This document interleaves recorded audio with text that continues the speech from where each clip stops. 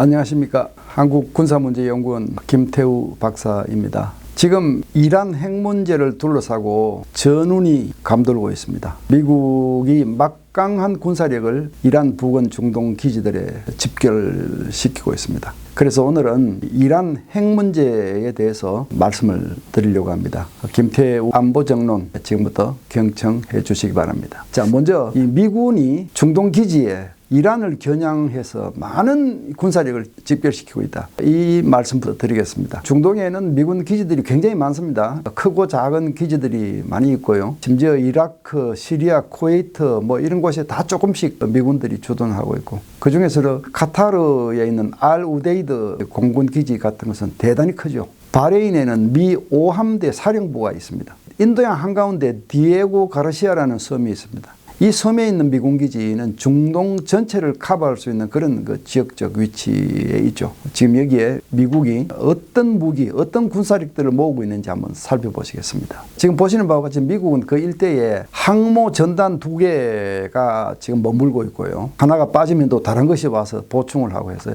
2개 정도의 항모가 지금 상존하는 상태고요. 또 전략 핵잠수함, 전투기, 말할 것도 없고요. 폭격기, 위에 맨 왼쪽에 있는 저거는 B2 폭격기입니다. 미국도 폭격기 한 20여 기밖에 안 가지고 있죠. 거의 절반에 가까운 B2 폭격기를 지금 중동에다 파견을 해놨고, 또 장거리 전투, 공중 전투를 위한 공중 급유기도 갖다 놨고요. 이란의 미사일들을 방어할 수 있는 방어 무기들도 지금 결집을 시켰습니다. 지금 사진에 보시는 거는 이 사드와 페이트리아인데요. 지금 이렇게 무기를 결집시키는 도중에 한국에 있는 사드의 예비 탄약 일부도 중동으로 갔고, 또 한국에 있는 방공포대 일부도 중동으로 반출이 되었습니다. 우리에게는 우려스러운 사실이지만 미국이 이토록 많은 군사력을 결집시키고 있는 이유가 무엇인가? 여기에 대해서 미국은 지금 이스라엘 공군과 합동 훈련을 반복하고 있죠. 한마디로 이란이 핵 무기 개발 프로그램을 중단하지 않으면 이스라엘과 합동으로 이란 핵시설들을 초토화시킬 수 있다. 이런 기세를 보이면서 이 대화를 강요하고, 지금까지 이란과 미국이 이 핵 협상을 한 4차례 한 것 같은데 이렇다 할 결실은 없는 것 같습니다. 자, 그럼 지금부터는 도대체 이란 핵 문제가 어떤 문제인지를 조금 살펴보도록 하겠습니다. 이란은 1968년에 NPT에 가입을 했고, 그러나 이제 NPT 가입한 상태에서 팔레비 국왕 시절에 핵무기 프로그램을 비밀리에 가동을 했었습니다. 그러다가 1979년에 이슬람 혁명이 일어나면서 팔레비 국왕이 축출됐죠. 그때 이제 핵 프로그램이 다 중단되었는데, 그 이후에 1980년부터 84년까지 이라크와 이란이 전쟁을 하지 않았습니까? 그 와중에 이제 이란이 다시 핵 프로그램을 재가동했는데, 그 이후에 사실 비밀리에 많은 시설들을 설계하고 건설하고 이런 작업을 쭉 해왔었어요. 그러다가 2002년에 그 망명 반정부 세력, 그러니까 이슬람 혁명 세력이 밀려서 바깥으로 해외로 망명한 그 친팔레비 국왕 세력이죠. 이 망명 정부가 폭로를 했습니다. 지금 이란이 이 국제 원자력 기구의 사찰을 기만하고 그냥 정신없이 핵무기를 만들고 있다, 이렇게 고발을 한 겁니다.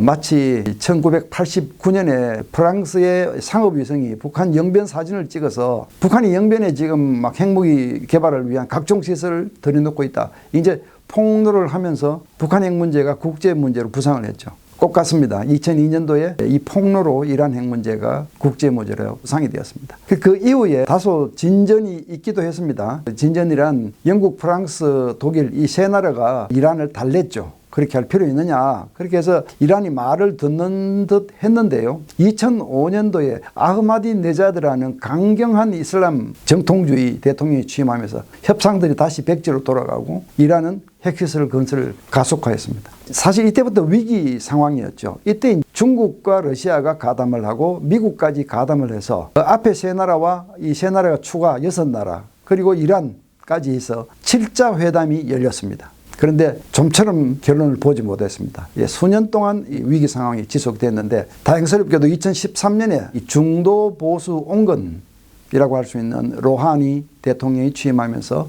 7자 회담이 진전을 보았고, 그렇게 해서 2015년 7월 14일 최종 합의에 이르렀습니다. 그게 바로 포괄적 공동 행동 계획이라고 하는 것입니다. JCPOA라고 부르는 것입니다. 이게 이란 핵 합의죠. 한반도로 따지면 1994년에 제네바 핵 합의 이런 것에 해당한다고 볼 수 있습니다. 근데 이 내용을 잠깐 살펴보면요. 2031년까지 이 포르도에 있는 농축 공장을 돌리지 않는다. 2031년까지라는 것은 무엇입니까? 2015년에 합의를 체결했으니까 앞으로 15년간 중단을 한다는 뜻입니다. 그 다음에 우라늄 농축을 하더라도 3.67%까지만 해라. 이 3.67%는 상용 원전을 가동하는 데 필요한 핵연료 를 만드는 때 필요한 농축 수준이죠. 그러니까 이제 핵무기를 만들려면 저 농축도가 90%가 넘어야 되지 않습니까? 그래서 3.67%까지만 해라. 그리고 그렇게 농축한 우라늄도 300kg 이상 비축하지 말라.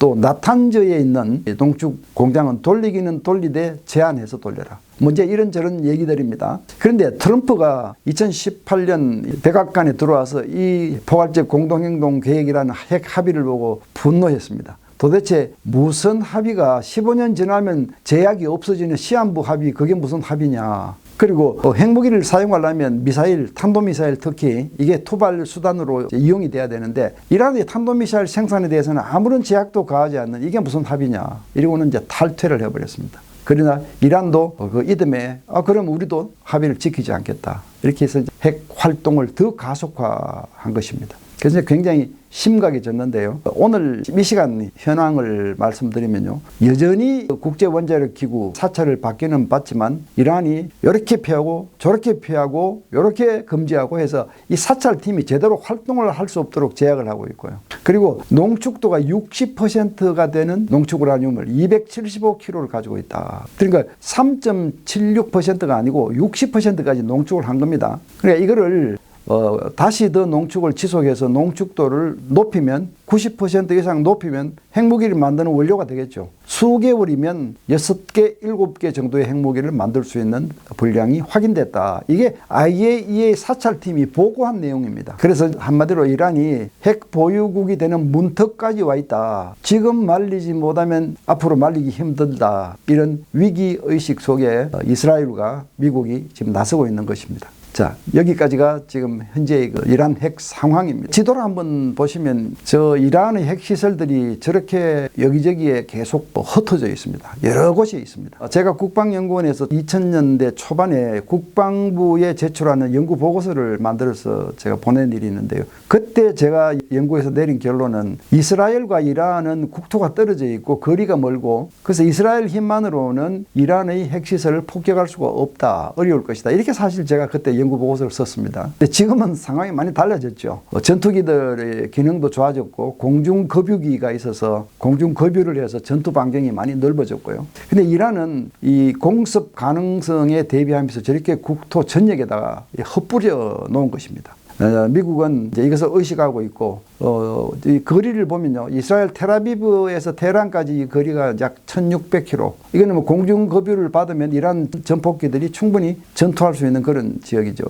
거리죠. 그다음에 미국이 가지고 있는 디에고 가르시아 그 섬에서 섬 기지에서 이란까지 거리는 약 4800km인데요. 이것도 폭격기가 가동되면 얼마든지 공격할 수 있는 그런 지역이라고 볼 수 있습니다. 이런 상황에서 이스라엘과 미국이 이 시설들을 폭격하는데 애로사항도 있다. 그러니까 이 시설들이 다 지상에 노출이 되어 있다면 폭격하기가 쉽겠죠. 그러나 이란은 그런 걸 대비해서 사실 시설들을 관련 시설들을 지하에 이제 숨겨놓고 이렇게 있는데 다음 지도 한번 보시죠. 지금 사진에 보시는 바와 같이 나탄즈 핵단지나 이스파한 핵단지 같은 것은요 건물이 굉장히 많습니다. 여기는 농축시설을 포함한 각종 핵 관련 시설들이 밀집되어 있는 겁니다. 그러니까 저런 시설들은 공중에서 때리면 부서지겠죠. 그러나 오른쪽 위에 있는 것은 포르도우 지하 농축시설입니다. 보시는 바와 지상에 시설이 없습니다. 입구만 있습니다. 입구만. 지하 깊은 곳에 공중 폭격에 대비해서 지하 깊은 곳에. 그러니까 미국은 바로 이런 이유로 벙커버스터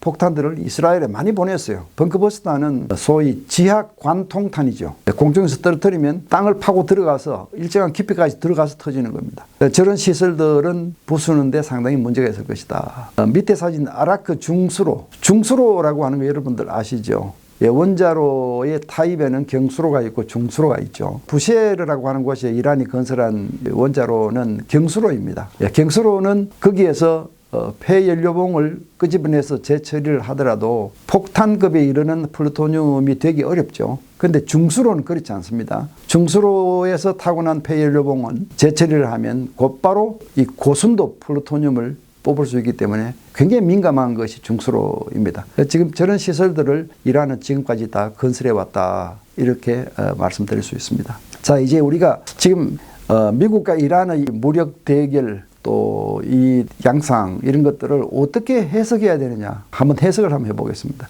이 사태가 오기까지 직접적이고 가까운 배경, 이유, 원인이라 그럴까요? 이걸 한번 따져보면요, 결국은요, 신냉전 차원에서 일단 볼 수 있습니다. 지금 트럼프 대통령이 들어와서 신냉전 질서를 사실 깨부수고 다른 질서를 구축하려고 하고 있는 중인데, 지금까지는 여전히 신냉전 질서입니다. 신냉전 질서라고 하는 것은 4개의 소위 변혁의 축 국가, 이걸 신악의 축 국가라고도 하죠. 중국, 러시아, 이란, 북한이 핵심이죠. 이 나라들이 미국과 서방이 주도해서 만든 현 국제 질서에 변화를 가져오겠다, 그렇게 시도하면서부터 만들어진 것이 신냉전 대결 구도입니다. 바로 이 신냉전 대결 구도의 연장선에서 이란이 주도하는 중동 질서를 만들겠다, 그렇게 해서 굉장히 도전적인 행동을 많이 했죠. 이란이 중동에서 프록시라고 하는 소위 대리 세력들을 많이 키웠습니다. 헤즈볼라, 바로 이란이 키운, 이란 혁명 수비대가 키운 조직이죠. 그 다음에 심지어 이슬람의 수니파 아닙니까? 이 시아파 아닙니까? 이란은. 그런데 수니파 테러 세력인 하마스도 지원을 해서 키웠어요. 그 다음에 예멘, 후티 반군, 이런 세력들, 그 다음에 시리아의 알-아사드 정권, 지금은 물론 작년 말 반군에 패해서 이제 망명을 갖죠, 알-아사드 정권은. 이런 대리 세력들에게 돈을 주고 또 훈련을 시켜주고 무기를 제공해서 완전히 이란이 중동을 좌지우지하는 세상을 만들려고 했죠. 이게 신냉전 대결 구도입니다.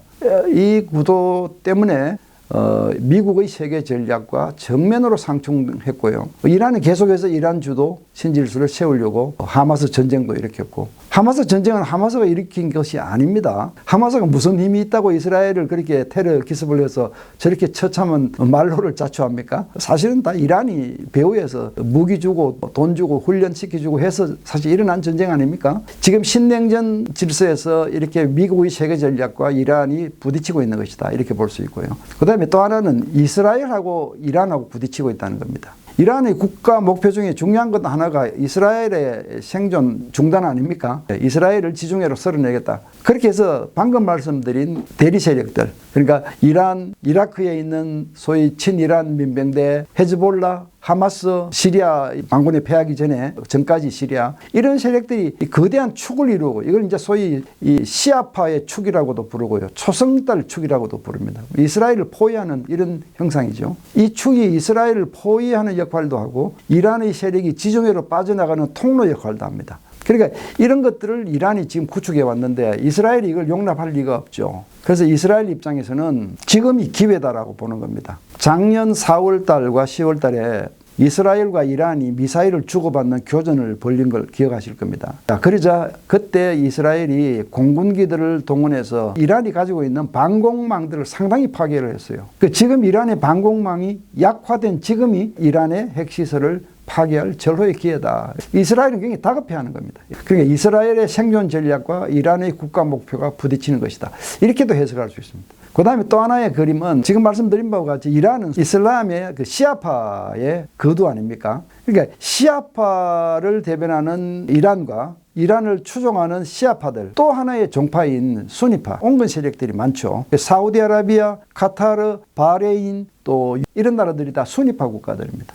수니파 국가들은 미국과 친하고 서방 문명과 친숙하고 온건하죠. 그런데 이란이 주도하는 시아파 국가들은 이슬람 혁명을 수출하는 국가들이죠. 그러니까 크게 보면 이게 이슬람 안에 있는 두 개의 거대한 종파들 간의 부딪힘이다, 이렇게도 볼 수 있습니다. 자, 이게 가까운 배경입니다. 근데 이 이란 핵 문제를 볼 때는요, 좀 더 먼 배경을 보셔야 됩니다. 반드시 보셔야 됩니다. 이란이 어떤 나라인지를 반드시 아셔야 됩니다. 미국을 위시한 서방 국가들 입장에서는 이란의 잠재력을 의식하지 않을 수가 없습니다. 제가 한번 살펴봤는데요, 이란은 문화 강국, 자원 강국, 군사 강국, 인구 강국, 그리고 지정학적, 전략적, 또 지경학적, 요충지입니다. 이란 사람들 가슴 속에는 페르시아 문명에 대한 굉장한 자부심이 들어있고요. 문화적으로도 상당히 사실 앞섰었죠. 자원, 이란은 뭐 석유 매장량 세계 4위, 천연가스 세계 2위, 막강한 자원 강국입니다. 그리고 에너지 자원만 있는 게 아닙니다. 세계에서 가장 큰 금광도 이란에 있고요. 히토류도 많고요. 뭐 다른 지하 자원들도 굉장히 많습니다. 군사적으로도 저 일대에서는 제일 강력한 나라임에 틀림이 없고 인구도 많습니다. 인구가 8천만 명이 넘는데요. 이 사우디아라비아가 이란의 대척점에 있는 온건 국가라고 하지만 사실 여러 가지 입장에서 사우디보다 훨씬 강력한 입장에 있습니다. 사우디는 인구가 그렇게 많지도 않고요. 인구 중에서 한 30%가 전부 외국에서 일하러 온 사람들이기 때문에요. 오리지널 사우디 인구는 이란에 비해서는 절반도 되지 않습니다. 이제 이런 입장이고요. 지정학적, 지전략적, 지경제적으로도 위치가 굉장히 요충지입니다. 이란이. 이란은 동서양을 잇는 중간 지점에 있고요. 또 북쪽으로도 진출할 수 있는 요충지에 있고요. 이런 이란이 핵 무기까지 갖추어서 중동의 강국으로 부상하는 경우 굉장히 많은 변화가 생길 수 있다. 아마 이런 점들을 미국이 의식을 하고 있는 것 같다. 이렇게 분석하겠습니다. 자, 이제 마지막 우리는 어떻게 해야 할 것인가에 대해서 간략하게 결론 말씀드리겠습니다. 사실 이란 문제에 관한 대한민국은 동맹과 국제사회 그리고 우리 스스로의 중동 외교 이 사이에 사실 끼어 있습니다. 과거에는 1970년도에 아마 우리 서울이 테헤란시와 자매기를 맺었을 때 테헤란로라고 하는 거리 이름이 하나 명명이 되었고 또 테헤란은 서울로가 있습니다. 저만큼 이란하고 우리 가까웠습니다. 그리고 에너지 자원이 없는 우리는 석유를 여러 곳에서 수입할 소위 수입 다변화가 필요하죠. 이란 석유도 우리 많이 썼습니다. 한때 400개 이상의 한국 기업들이 이란에서 활동도 했고요. 그런데 지금은 미국이 이란을 제재하고 국제사회가 이란을 제재하기 때문에 우리도 덩달아서 이란하고 교류가 사실 끊긴 상태죠. 자, 이게 이제 우리가 겪어야 하는 부분인데 뭐 그렇다고 우리가 국제사회나 동맹의 정책에 우리가 반대하는 행보를 할 수는 없고요. 또 그렇다고 해서 국제사회만 따라가다 이란하고 적대감을 키울 이유도 사실 없습니다. 그래서 대한민국은 이 사이에서 적당한 균형을 취하면서 이란과도 앞으로 교류 협력이 재개될 수 있다는 가능성을 열어두고 그러면서 또 동맹의 정책에도 큰 그림에서는 따라가는 현명한 그런 외교를 펼쳐야 할 것 같습니다. 지금 뭐 이런 얘기는 따뜻한 아이스 아메리카노를 만들자는 얘기와 같을 수 있습니다. 굉장히 애매한 얘기가 될 수 있는데 어쨌든 그게 우리가 가야 될 외교의 길이다. 이란 문제에 관한은 그렇습니다. 네, 여러분 경청해 주셔서 대단히 감사합니다.